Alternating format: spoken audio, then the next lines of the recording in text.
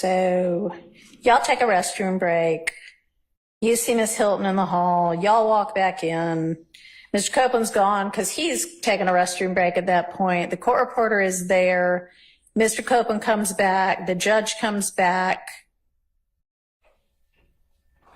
And that's when Miss Hilton says, oh, wait, Judge, go back out?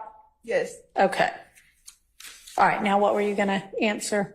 You asked me how did I get it back on the record?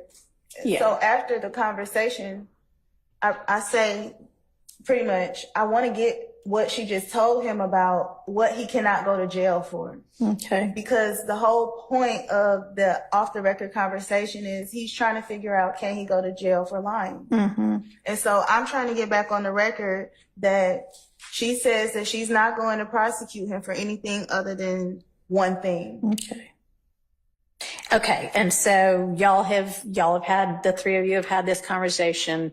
Judge is gone. You can't remember whether the court reporter's there or not, but then what happens? That's what I'm saying. That's on page. So then you say, I'd like to get this on the record, or? No, we go back on the record. Okay. So how does that occur? No, she just says, let's go back on the record. Simone. So Ms. Hilton says, let's go back on the record. Yes. So you don't say, I want to get this on the record. No, I just do my best to get it on the record when we go back on record. It's in the. Oh, I see what you mean. You say, you don't mean, I'm really trying to get this on record. You mean Miss Hilton says, all right, let's go back on the record. And then you try to like give a rendition of what occurred. Yes. Okay. And that is reflected where? On page 48. On page 48. Well, between 47 and 48. Okay. All right. And does page 47 and 48 reflect the off-the-record conversation that allegedly occurred between you, Miss Hilton, and Mr. Copeland? There's a part where I say, so he can go to jail for anything but what?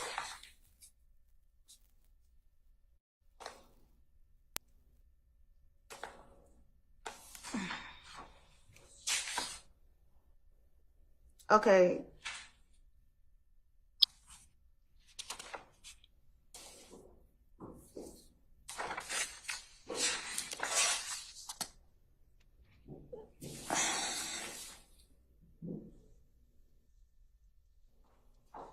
And okay, page 51 specifically, I tell him he has to make a decision. And I ask, so if he starts testifying today, is he going home today?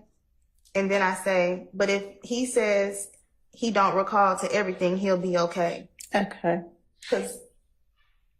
Okay. So, at that point, between, whatever you said, 47 and 51, y'all are back on the record, right? Yes, Judge. Nobody's like declining to take down what you're saying. No, Judge. Okay. So any time during that point in time, do you say, let the record reflect that Miss Hilton, Mr. Copeland, and I had an off-the-record conversation, and I'd like to put on the record what was said during that conversation? No. Okay. And also on page 51, I say, are you saying you want to get up there on the stand and say something? Uh-huh. And then it's no response because he just looks at me. Okay. All right. So does 47 through whenever that last page number was, does that accurately reflect whatever was said during the alleged off-the-record conversation? It doesn't accurately reflect, but it does.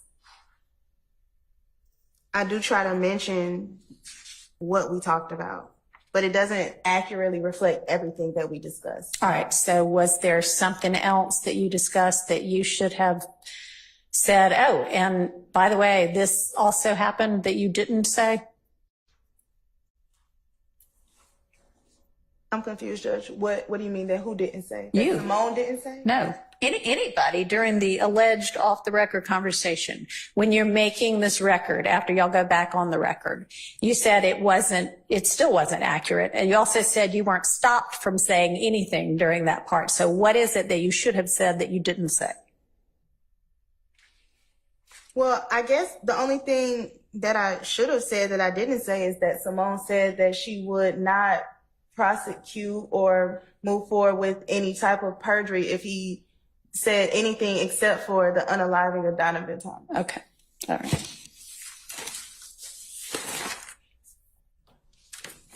All right. So when is it that you actually reviewed and read this transcript?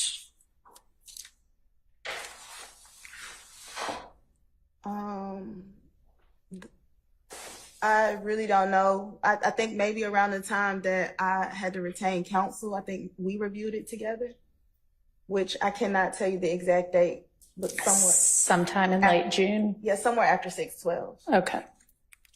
And we all in this room know this to be the case, but you are an attorney licensed and barred to practice in Georgia, right? Yes. Okay.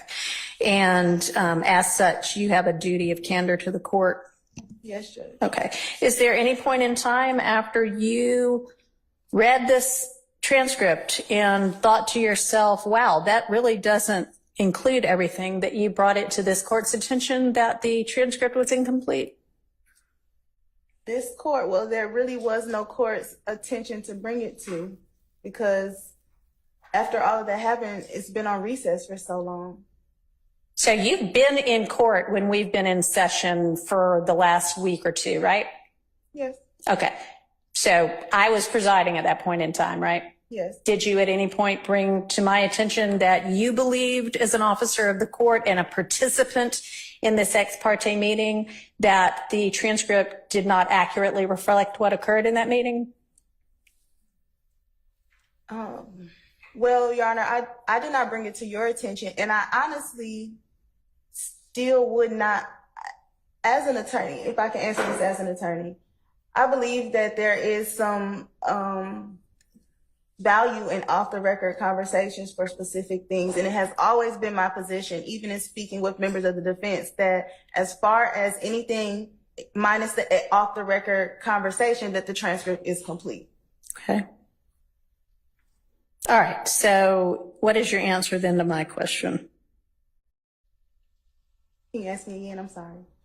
Did you ever at any point in time bring to my attention your belief that this ex parte transcript was inaccurate because it was incomplete? No. Okay. Why is that? Well, because of what I kind of just said. I don't believe that it was incomplete per se, minus the off-the-record conversation, but there are a lot of off-the-record conversations that are had that are not included in transcripts, and that's not unusual to me. All right. So you don't actually believe it's inaccurate then? No, I just think it's missing the off-the-record conversation. I'm not missing. I just think that the defense did not have knowledge of the off-the-record conversation. Not that it's missing from the transcript per se. Okay. Because it was officially off the record. Is that what you mean? Yes, Judge. Okay. And did you ever, if it in fact occurred, did you ever object to it being off the record? No, I didn't. Okay. So at some point you brought it to the defense attorney's attention. Is that how you decided to deal with it? I had a conversation with the defense attorney. I don't want to say I brought it to them, but we just had a conversation about what happened. All right. Ms. Loeb, do you have other questions for Ms. Bumpus?